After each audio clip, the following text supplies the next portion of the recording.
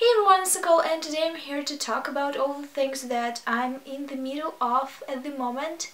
I'm reading a lot of books at the same time, and I thought I'm going to do a chatty video about it, because why not? At the moment I think I'm reading 6 or more books, which is a lot even for me. I do read books at the same time because I read in different genres, and it usually doesn't make me enjoy the things that I read less, because these are all different experiences. I just started books and dropped them, started books and dropped them, and currently I'm in this situation where I should finish something, otherwise it's ridiculous. Let's start with the physical books.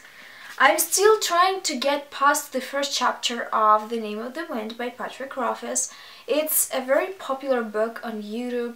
It's also popular everywhere, I think, and I really need to get into it. I want to get into it, but the first chapter is just so boring. It's dragging.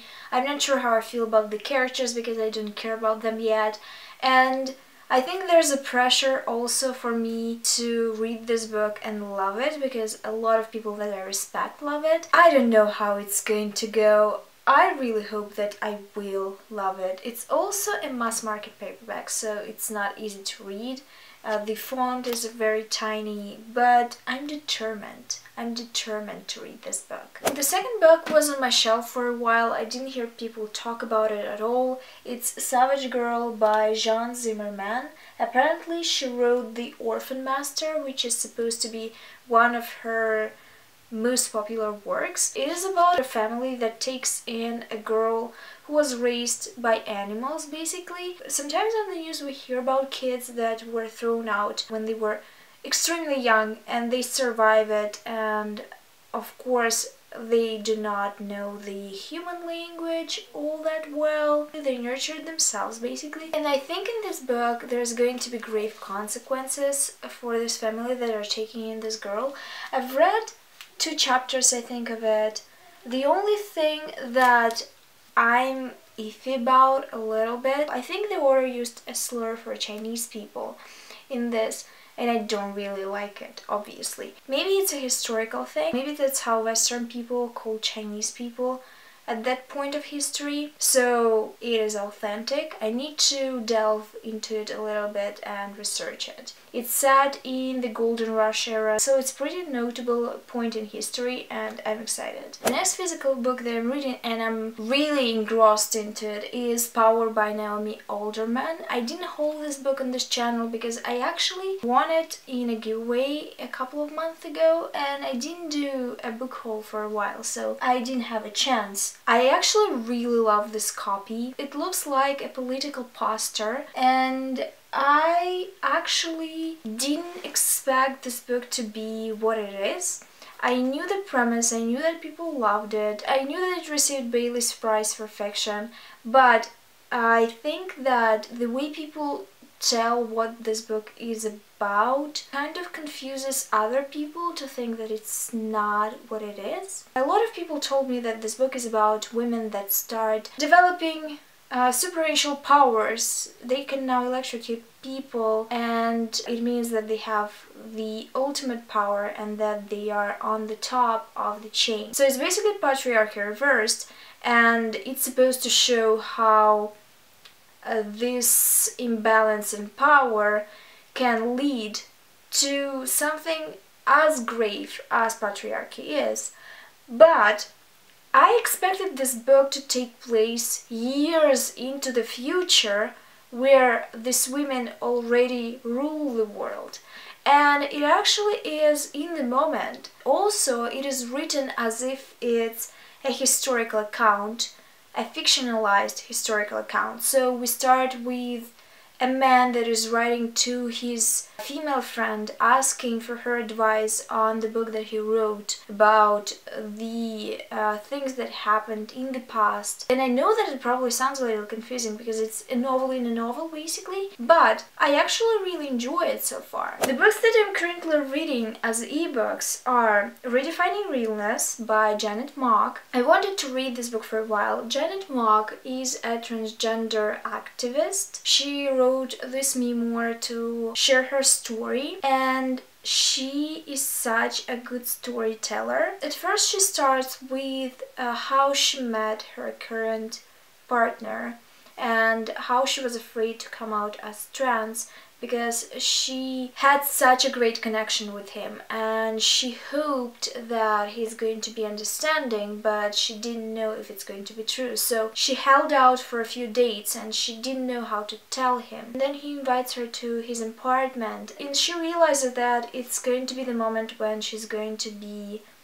questioned. The chapter stops there and she goes into her childhood to tell her story, and it's a very hard story to swallow sometimes. She talks about her parents that weren't particularly functional. She talks about her relationship with her brother that was manly and that was compared to her a lot. She talks about living in Hawaii and living in America and how these two places were different in terms of accepting who she is. And I really enjoy her voice in the story. I'm going to give you a warning for sexual assault of minors because it is a part of the story. And I'm going to also tell you that it's not a lot of fun. There's not a lot of great things that Janet Mock experienced as a child. The other book that I'm reading is an FF romance. It is The Brutal Truth by Lee Winter. I didn't read this author before, but it is from Ilva Publishing and I enjoyed some of the books that were published by this house, so I decided to pick it up. Also, a great motivator was that it's basically a retelling of The Devil Wears Prada but with lesbians, and I'm excited about it. The Devil Wears Prada would have been much better if Miranda and Andrea dated or were attracted to each other. Although I do think that they were attracted to each other. It's just that it was never explored. And it could have been because Meryl Streep looks bomb in every age. And I don't know how you wouldn't want a piece of that. The power suits always get me. I've seen this movie so many times. It's about Maddie, who is an Australian living in New York. She's not very happy about living in New York, but she won a green card in the green card lottery and she has to be in New York because it's the dream of so many people and she doesn't want to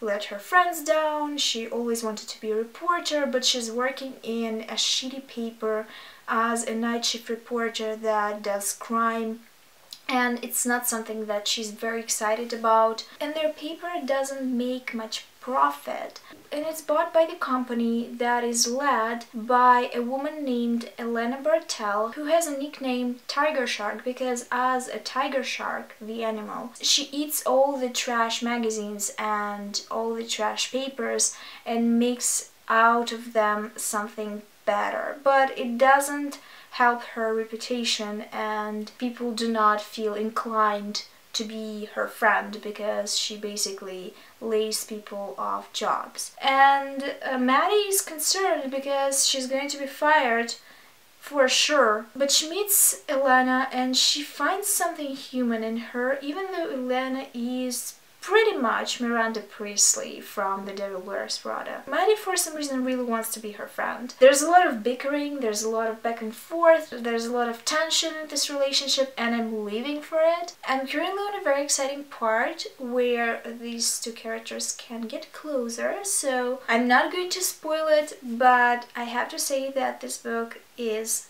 good. It is a good romance. I'm not sure about the representation of Australians because I'm not Australian. I don't know if Maddie is very authentic. If you're Australian and if you read this book, tell me in the comments down below. It's not going to make me enjoy this book less though because I'm living for it. I'm living for it. I don't know if there are more books on my currently reading shelf on Goodreads. I probably need to clean it because if I don't remember these books, I probably am not going to continue with them.